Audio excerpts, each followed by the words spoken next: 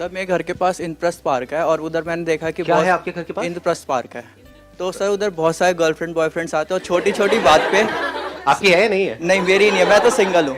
तो वहाँ पे क्या करने जाते हो आप? छेड़ने जाते हो? सर मेरे घर के पास है तो मैं संडे संडे टहलने के लिए चला जाता हूँ फ्रेंड्स के साथ। लड़के के साथ? हाँ।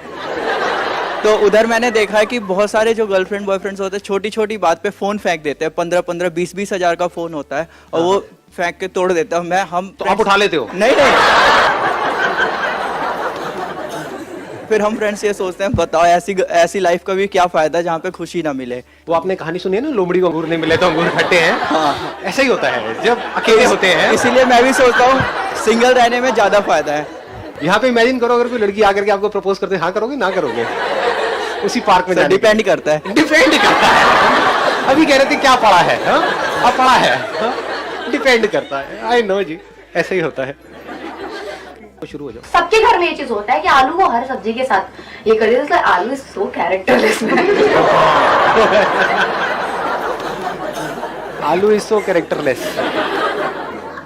फिर मैंने बहुत सारी स्टोरी बनाई हुई कि आलू और भिंडी का अफेयर हुआ होगा। आलू ने भिंडी को प्रपोज किया होगा, भिंडी सेक्सी है तो भिंडी ने मना कर दिया होगा। तो आलू एकदम एग्रेशन में आ गया, मुझे कैसे मना कर दिया, अब देखना मैं सबके साथ अफेयर। उसके बाद से आलू सबके साथ है और भिंडी बेचारी अकेली है। भिंडी हमेशा अकेली होती है। भिंडी हमेशा अकेले। उसकी ज्यादा से ज्यादा प्याज के साथ बनती है, वो भी बदबू होती है प्याज की। मतलब डीओ वीओ नहीं लगाता है। भिंडी को बहुत घमंड था ना, तो भिंडी को कर्मा ने स्लैप कर दिया। तो भिंडी अब अकेली है। भिंडी बिल्कुल अकेली सबके साथ है। आलू इज वेरी फ्रेंडली। तो आलू सक्सेसफुल हो गया। आलू सक्सेसफुल हो गया तो बनना है तो आलू की तरह बनो। Hello sir. सर मेरा क्वेश्चन है कि जैसे कि हम किसी से कॉन्फ्लिक्ट हो जाती है ड्यू टू मिसअंडरस्टैंडिंग, सर वो हमारी लाइफ के लिए मोस्ट इम्पॉर्टेंट है और हम उसको समझा नहीं पा रहे कि जो हमारी मिसअंडरस्टैंडिंग है वो क्या है। सर इसका आंसर क्या है? कौन है वो लड़की?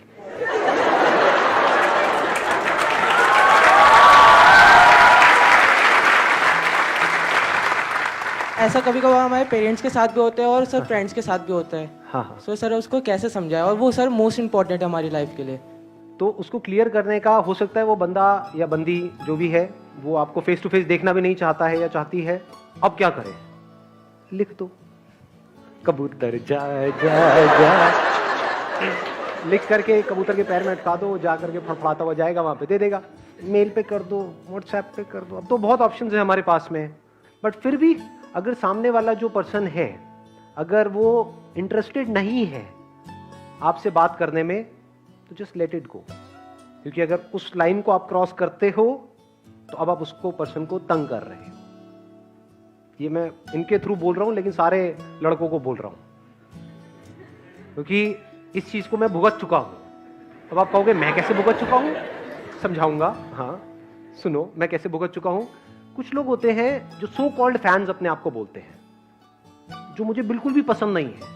वो क्या करते हैं, जैसे मेरा ऑफिस है, मैं कभी ऑफिस में जाऊं पीछे पीछे भाग रहे हैं कि सर ये, सर वो। मैं उनको कह रहा हूं कि I am not interested in talking to you, फिर भी सर सर सर सर। उस दिन मैंने रियलाइज किया कि लड़कियों के ऊपर क्या बीतती होगी जब ऐसे फुकरे पीछे भागते हैं। आता नहीं है गुस्सा? मैं सही कह रहा हूं, गलत कह रहा हूं? कितनी लड़कियां एग्री करती है मेरी इस बात से? सब एग्री करती हैं। तो ये मैसेज है सब लड़कों के लिए। If the other person says no तो just take it for no and just stay. अगर उसके बाद भी वो इंटरेस्टेड है आपसे बात करने में तो वो खुद आएगी। तो respect the other person's privacy and the right to say no. हमें हर वो इंसान अच्छा लगता है जो शेयरिंग करता है, जो सब सीखता है और फिर बांटना भी जानता है। जैसे आज आप हमारे लिए इतना कुछ कर रहे हो, हम मोटिवेटेड हैं और आप सर्व कर रहे हो। क्या पता कल को मैं आपकी भी मदद करूं, क्यों नहीं हो सकता? Why not? ऐसे ही मैं किसी और की भी मदद करूं तो अच्छा बॉन्ड भी बन रहा है। मैं शेयरिंग भी कर रही हूँ और कुछ सीख के सिखा भी रही हूँ। तो ऐसे लोगों के पास हर कोई जाना चाहता है। इन्होंने बड़ी अच्छी बात बोली है, लर्निंग एंड शेयरिंग। शेयर सिर्फ वो कर सकता है जो लर्न कर सकता है। बिना लर्न करे हम क्या शेयर करेंगे? आप समझ गए? शेयरिंग में भी बहुत लोगों के अंदर एरोगेंस आ जाता है। हाँ तेरे पास में कम है, ले चल भाग यहाँ से। देखा ऐसे लोगों को? हाँ मतलब दे रहे हैं तो इस एटीट्यूड से दे रहे हैं कि मैं पता नहीं क्या हूं, मैं ये कर रहा हूं, मैं वो कर रहा हूं। नहीं, sharing is basically a collaborative process. That is real sharing because that is learning also. देखना, ध्यान से समझना। कोई ऐसा टीचर अच्छा लगता है जो आया, आकर के सामने खड़ा हो गया, जो मैं कह रहा हूं बस वो समझते चले जाओ, कोई क्वेश्चन पूछ रहा है भागे नहीं, जो लिखा हुआ है बुक के अंदर, तो बुकिश हो गया ना। तो that person is not learning. उसने रट तो लिया है, तोता तो है वो, लेकिन वो एक लर्नर नहीं है। तो जिसने कभी लर्न नहीं किया वो शेयर भी नहीं कर सकता, या उसकी जो शेयरिंग होगी वो सिर्फ नाम की होगी। रियल शेयरिंग मीन्स, जैसे अभी हम यहां पर हैं, तो एक तो तरीका ये है कि मैं आकर के आपको एक लेक्चर दे करके चला जाऊं। एक है कि मैं अगर यहां पर आया हूं तो आपको लग रहा है कि मैं आपको सिखाने आया हूं, एक्चुअल में मैं यहां पर सीखने आया हूं। That is sharing. अगर मैं ये सोच लूं कि मुझे तो सब कुछ पता है, मुझे सब कुछ आता है और मैं आ रहा हूं आपको बताने के लिए, बड़ा बोरिंग हो जाएगा सब कुछ। ऐसे लोग बड़े बोरिंग लगते हैं। नहीं, कौन अच्छे लगते हैं? जो आपस में कम्युनिकेट करते हैं। Real sharing means communication. It's not just giving, it's a constant give and take. जैसे मैं जब हर सेशन में आ रहा होता हूं तो मैं ये सोच करके नहीं आता कि आपको कुछ सिखाना है, क्योंकि आपको सिखाना मेरे क्या किसी के बस में नहीं है।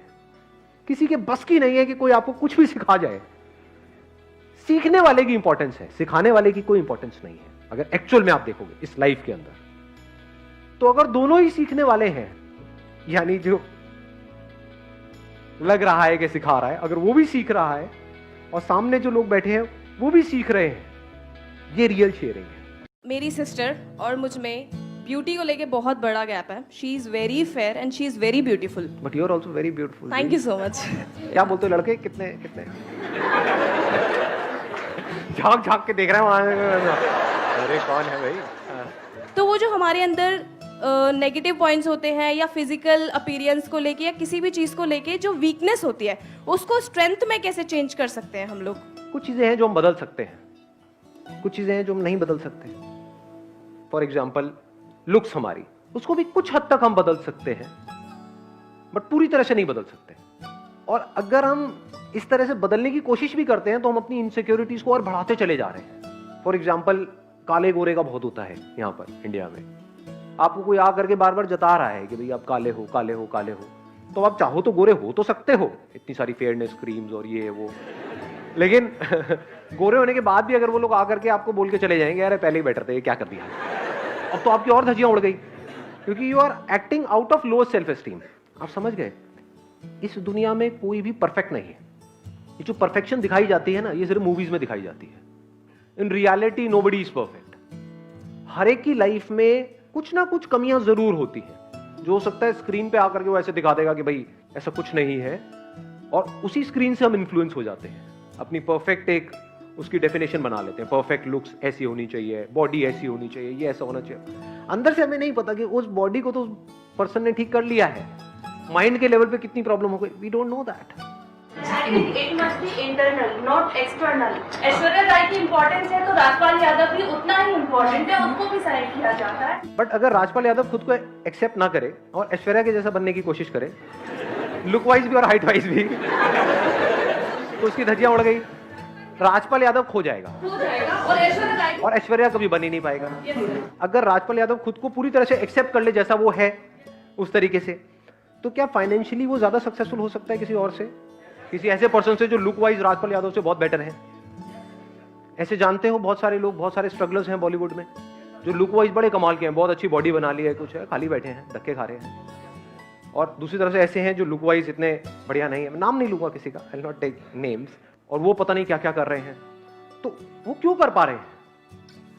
क्योंकि there is a strong possibility कि वो जो बॉडी बना रहे हैं वो खुद को नहीं देख रहे हैं कि मेरे में क्या स्ट्रेंथ है, बस स्क्रीन पे देखा किसी को और उसके जैसा बनने की कोशिश कर रहे हैं। They want to be like that. अगर वो खुद को देख लें और फिर एक्ट करें तो हो सकता है वहां से कुछ कमाल का निकल के आ जाए। तो सबसे पहला जो स्टेप है कुछ भी बदलने का या कुछ भी करने का, that is total acceptance of yourself. उसमें क्या क्या आ गया? मेरी अच्छाइयां भी आ गई, बुराइयां भी आ गई, मेरी स्ट्रेंथ्स भी आ गई, वीकनेसेस भी आ गई। अगर आप काले हो तो इसका मतलब ये नहीं कि वो वीकनेस है, और गोरे हो तो इसका मतलब ये नहीं है कि वो स्ट्रेंथ है। मतलब यहाँ कचरा भरा पड़ा है हमारे।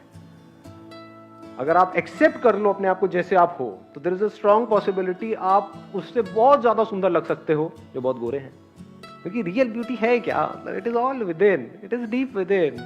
अब जैसे छोटे छोटे बच्चे होते हैं, उसमें क्या काला क्या गोरा, जब बच्चा खुल करके अपने आप को एक्सप्रेस कर रहा होता है तो हर एक का ध्यान अपनी तरफ खींच लेता है। वो जो एक खुशी होती है अंदर से, वो हमको अपनी तरफ खींच लेती है। तो खुशी कहाँ से आती है? एक्सेप्टेंस है। जो भी आपने क्वेश्चन बोला था उसका आपको आंसर क्लियर कट मिल गया है। तो जैसे आप हो, आई एम नॉट किडिंग, मैं झूठ नहीं बोल रहा हूँ, सीरियसली बोल रहा हूँ, आप बहुत सुंदर हो। तो कभी भी ये मत कहना कि नहीं मैं उसके कंपैरिजन में, वो कैसी हैं क्या नहीं पता नहीं, फोटो वोटो दिखा दो ऐसे हमने तारीफ करी है तो। सो whatever that person is, whosoever that person is, your friend or relative or brother or sister, whatever it is, never compare yourself with others. If you deep within, अगर आप किसी से अपने आप को कंपेयर नहीं करते हो तो आप सुंदर हो। वो असली सुंदरता है।